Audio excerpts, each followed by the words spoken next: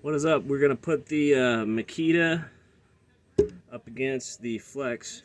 This is the XDT14 with a 5 amp hour battery. This is the Flex with the eject, and it's a 2.5 T40s. This is the only way I could do it. These are exactly the same. They're 4 1/4 to about the top. Let's see what happens. We're on speed 3. Speed 3. Alright. 3, 2, 1, go.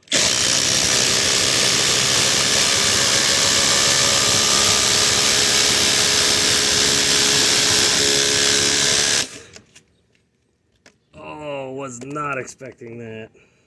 So we're gonna have to switch to the 5 amp hour.